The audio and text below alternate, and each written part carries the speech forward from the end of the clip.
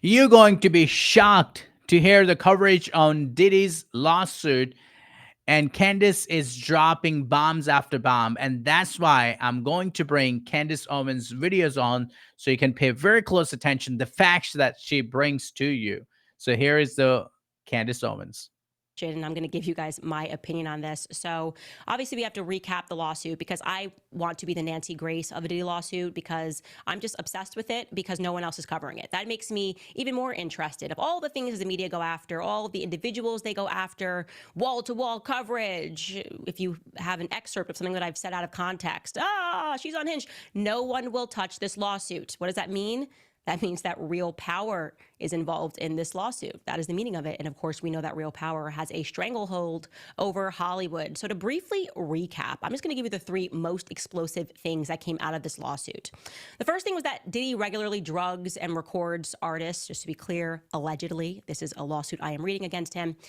And that these up-and-coming artists in the industry are caught on camera, on Diddy cam, if you will, doing things they probably would not want to have exposed to the public, but of course they're high, they're drunk, and effectively the implication here is that those recordings could eventually be used as blackmail. I'm going to read you direct from the lawsuit.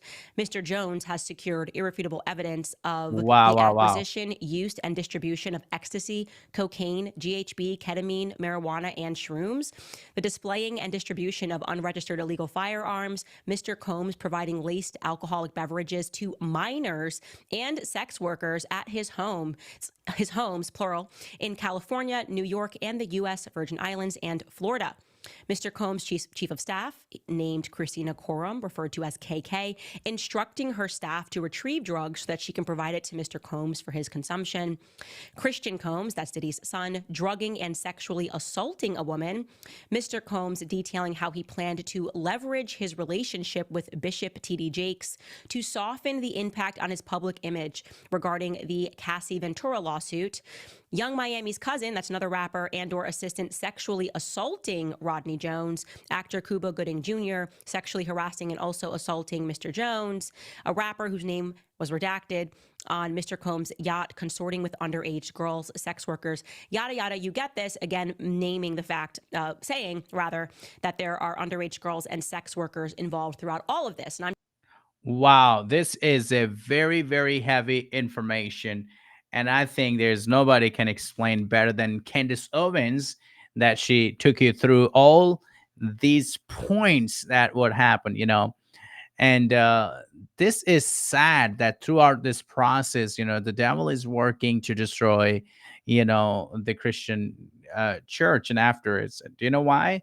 Because Bishop T.D. Jakes, I used to hear a lot of his messages that's now is coming in the middle of this scandal. And I admire Bishop's message for a very long time. And I didn't want to talk on that, but Candace Owens bring this facts up. And I am like forced to talk on that.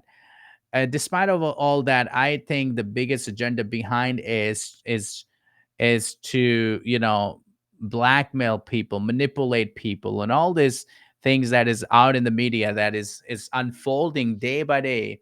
And behind all this is there's a big demonic power that's deriving all these things onto the edge.